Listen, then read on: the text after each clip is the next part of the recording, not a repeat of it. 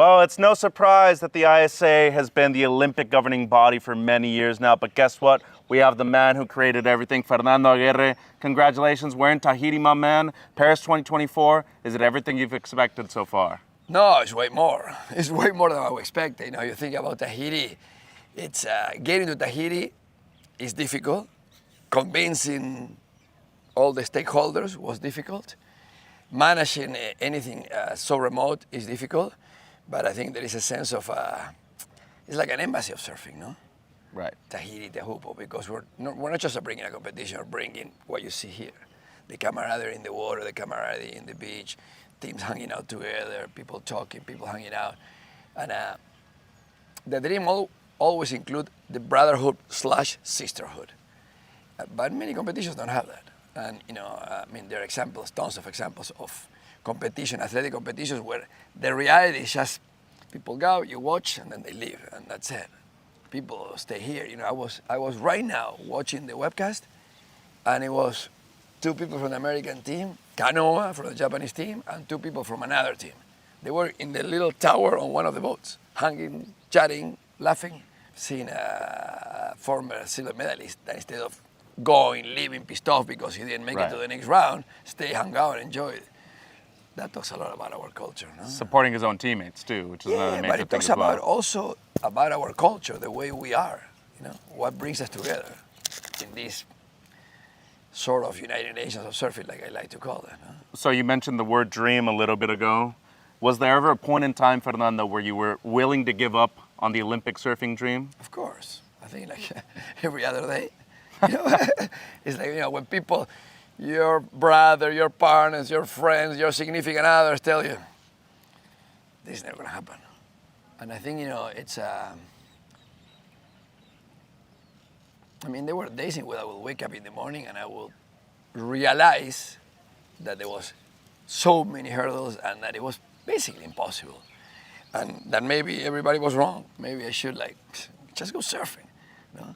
But what kept me alive in that long paddle of 22 years, from the day I was elected until the Rio vote on the IOC, on Olympic surfing, was the total conviction that it was going to happen, but I didn't know when it was going to happen, who was going to be around or leading the ISA when it happened. But I was absolutely sure that by doing what I was doing, I was just opening a trail. And then other people will have an easier time if it didn't happen. It will be like the reverse Murphy's Law. You know, Murphy's Law is something bad can happen, it will happen. Yeah. I love the reverse. I call it the reverse Murphy's Law, which is if something good can happen, it will happen. Yeah. That's the way I wake up in the morning thinking, okay, what's going on? I mean, you know, a competition all these days, there are days with great waves, then great with incredible waves, and then the thing just blown, a huge storm runs us over, and now we're starting from scratch again. And if my mom always told me when I was growing up, you know, think about the worst that can happen. The worst that can happen to you, to a project, to an idea, whatever is the worst that can happen. Visualize that, accept that, prepare for that, and then anything that happens will be easier. Because, you know, that's the worst. Right. You just play on that field between, you know, the achievement and the worst. So once you accept that this could be a failure, then you can enjoy life and enjoy the process much more. So with that being said, you mentioned that there were a lot of dark days too. What's the thing you value the most in your life, Fernando? Peace of mind. Because if I have peace of mind, I can love, I can receive love, I can be sensitive to what happens in the world, I can be sensitive to anything. And if you lose the ability to accept the world coming into your heart, people live like that without that acceptance, right. Without that openness.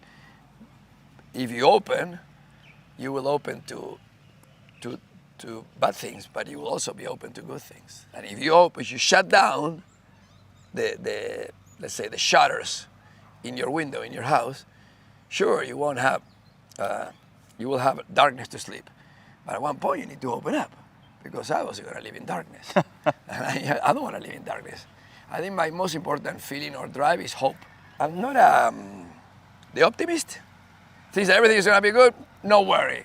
We don't need to do anything. We don't need to put any effort. Things are going to happen. I don't believe in that. I believe that, the pessimists think that everything is going to be bad, so we're not going to do anything.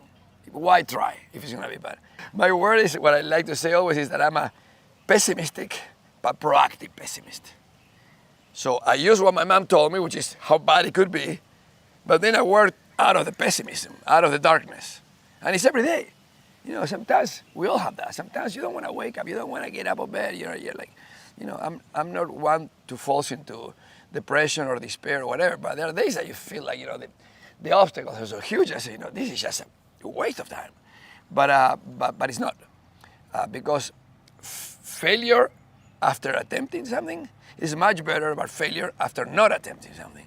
Because in the failure after attempting it, because you want and you go and you fail, that's when you learn. And at the end of the day, you're gonna be in peace with your mind because you attempted. And many times it's the result is unknown, but that doesn't really matter to me. So it seems like you like challenges. You almost even relish in challenges. Yeah. We've got Paris 24 right now, and the ISA has been the Olympic surfing governing body since its inception. As we look towards LA 2028, how could the ISA improve and evolve as Olympic surfing's governing body? If you ask me, I'm a pain in the butt with everybody around me because I find details and I find things to improve everywhere all the time. So I think there's going to be a lot of improvement, and I think our judging has been impeccable. I mean, you look back 10 years ago, judging at all events was always source of polemics and discussions and disagreements and people being pissed off. For me, the number one job of the president of any international sports federation is to find a way to be sure that you've done everything is possible so the best is the one that wins. Because if the best is not the one that won, but it's somebody else, then there's a failure in the process. And in our process of our competition, it's much more complicated because we're evaluating an art form, a performance that includes some power surfing and control and difficulty on the waves and harsh situations in which you survive that inside the wave, inside the tube here. So it's I've always been obsessive with the judging since the day I was selected to the SA. So not too long ago, I said, we have to have 4 cameras to replay. We used to have, we have 1 camera, 2, you never want to use 4. No, I want 1 camera to follow 1 surfer, the 20 or 30 minutes. And then there's always replay. And there's always benefit for the judges, and justice has better chances of being done. Yeah. So and that's what we're here. If we don't drive our process so the best wins, then we might as well go home. So changes, criticism, what are the main things that you'd like to change from this event here in Paris 24 heading into LA 28? Well, I think the best part about LA 2028, you are going to a cradle of surfing, but it's a big geographical area. Mm-hmm. Here we couldn't really open even the traffic to the whole of Tahiti to come here because there's no place to put the cars. So I think the biggest change in California is going to be that we're going to most likely have a Olympic surfing festival, which is what we wanted, what we had in Tokyo. It took me so, we have to convince the IOC, we have to convince Tokyo 2020. I mean, nobody wanted, and then, imagine I wanted Coca-Cola not to bring plastic bottles. And we got that, which was never going to happen. So this is a process, and I think that in the ultimate vision of how surfing will be presented in 2028, it will be an embassy of the beach/surf lifestyle.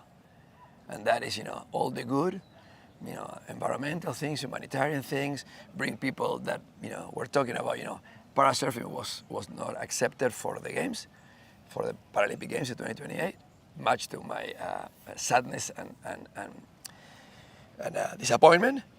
But we're working right now to see if we can make a presentation of parasurfing during the Olympic Games. It's never been done because the Olympic Games and the Olympic Games are 2 different entities, and they are wide apart, and they are very protective of their turf. The Paralympics will not include non-parasurfers, and the Olympics will not include para-athletes. Guess what? already talking about that. I say, I couldn't get there, I couldn't get inside, but at least let me be in the lobby. Right. Let me be in the entrance of the hotel. The party's upstairs, but at least we're here, you know. So we get exposed. We expose this incredible community, which is the community of people that have different abilities, different functions of their bodies, for most, and they are showing us that there is a way, because the map again is not the territory. You know, they go in life in something. They say, oh, how is a guy without legs gonna be in the water surfing, or a guy that can barely move in a wheelchair be in the water? Well, they can. So what are we gonna be doing? By doing that, even if it's just a demonstration on one day, bringing hope.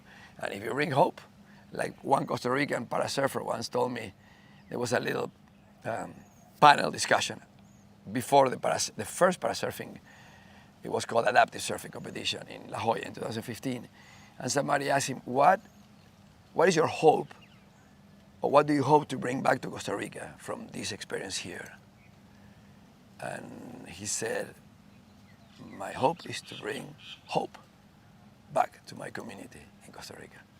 So I kind of let inspiration like that, or inspiration like Alcino Neto Pirata, that says, you know, impossible is a word invented by lazy people. So I'm learning every day from all type of people, you know, from the most unexpected people that you talk to or you hang out with. There is wisdom everywhere. You just need to use a filter and pick up and put it in your heart, put it in your mind, and maybe you got a chance. Well, congratulations, thank you for your time, and best of luck, not only in Paris, also in LA 28. Yeah, hopefully the Sharks won't take me. I'll be in LA. Adios.